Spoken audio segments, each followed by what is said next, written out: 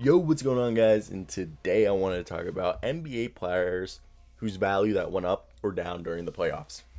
And this could be basically anybody, free agents, just players that I believe. And really, I got this from a Reddit post. The Reddit link will be down below. I'll even show it in the video as we're talking right now. I'll just scroll through this so you guys can get an idea of the players that we're talking about and who we believe that went up. So let's get right into it. I want to hear your opinions down below on what you guys think of this list. Shout out Reddit NBA discussions for this. So let's get right into it.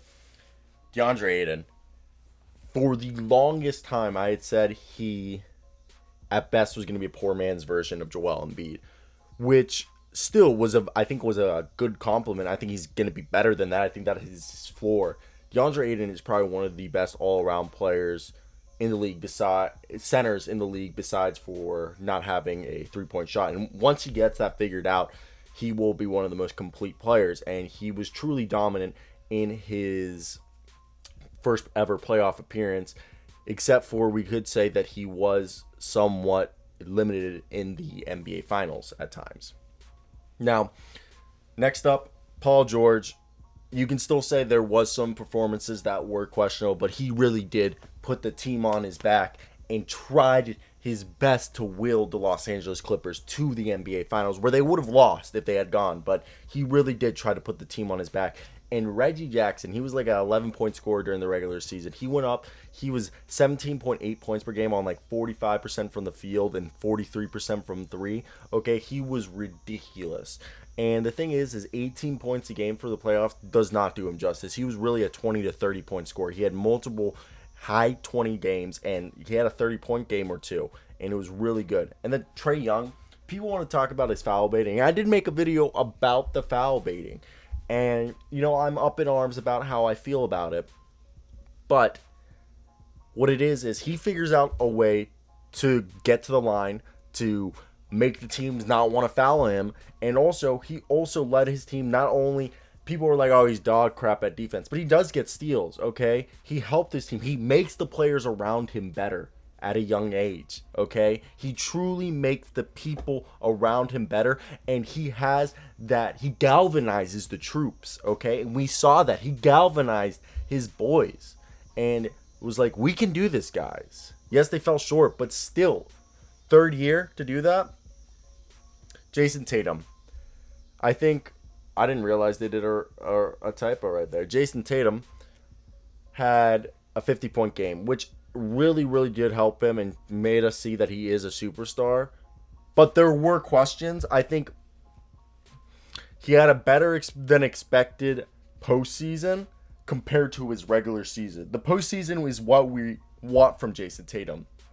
The regular season, Jason Tatum at points was questionable, and he really did better than what we were expecting in the playoffs. Kevin Huerter, yes, he had a lot of times he went kind of quiet or silent or disappeared in the playoffs, but all in all, this man had some moments where he was hitting shots, he was called upon, his number was called, and he made sure he was ready for those moments. Terrence Mann, he did the same thing he did all year and showed that he is a really quality rotational piece who can hit some shots, can play defense, and is a full of energy microwave type player off the bench.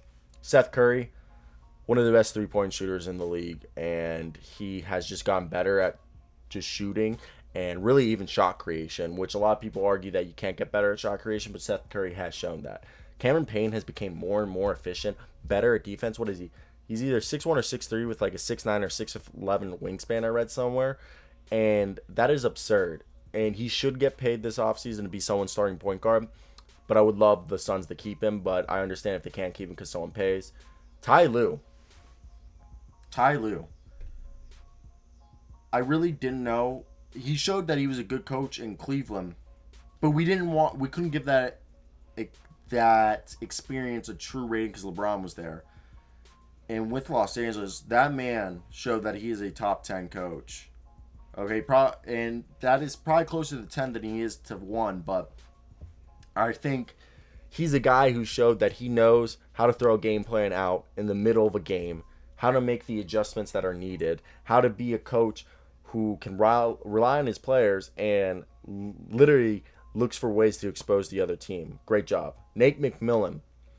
He seems like another coach who knows how to correctly utilize his players. He knows how to make his players buy into him. He's very good at establishing relationships with his players. And he, again, another guy who looked like a better tactician, okay? Look what he did against the 76ers. And I think that has to give a lot of credit to Nate McMillan's coaching.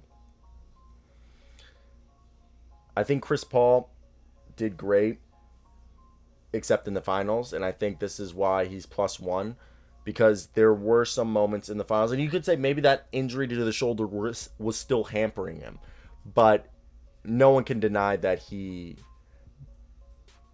didn't do something impressive. He was so good. He was so good. Took his team to the finals. His first appearance, he lost. I wanted him to win, but Giannis, he's a god.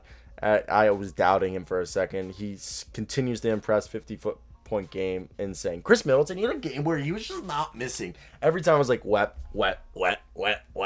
Chris Middleton, you are a superstar. And I think Chris Middleton, in 2 or 3 years, when the Bucks feel like it's time to move on from him, someone's gonna overpay him or like give too many assets for him and try to make him the number one guy. And I don't know if that'll work, but I think he's the perfect situation for himself. Kevin Durant, he showed that the Achilles did nothing to him. Tim Hardaway Jr.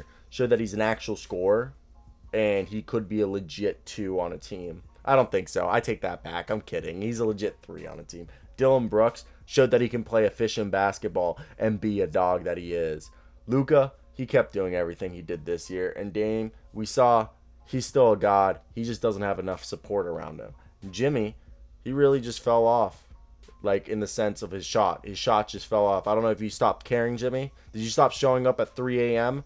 Or when you show, are you just lifting weights and not working on that shot, man? Come on. Rudy Gobert, a lot of people were second-guessing his defensive, like, insane, because he was exposed with perimeter play. Small ball. He really, like, all season long, yes, he can't guard the perimeter, but the ability of him just running over there and jumping up was enough to alter people's shot, but not to alter people's shot in the playoffs. Joe Harris, you got to hit your shots, man. And your team needed you to hit those shots. Kevin Durant needed you to hit those shots, and you didn't. Dennis Schroeder really lost money. He's going to probably get a between $9 to $12 million contract when he was offered 4 years, like $98 million from the Lakers. And Ben Simmons, he is who we thought he is. So I want to hear your opinions down below. What did you guys think of this? But that's basically it for me today, guys. I hope you guys did enjoy this. Till next time, guys. Peace. Oh.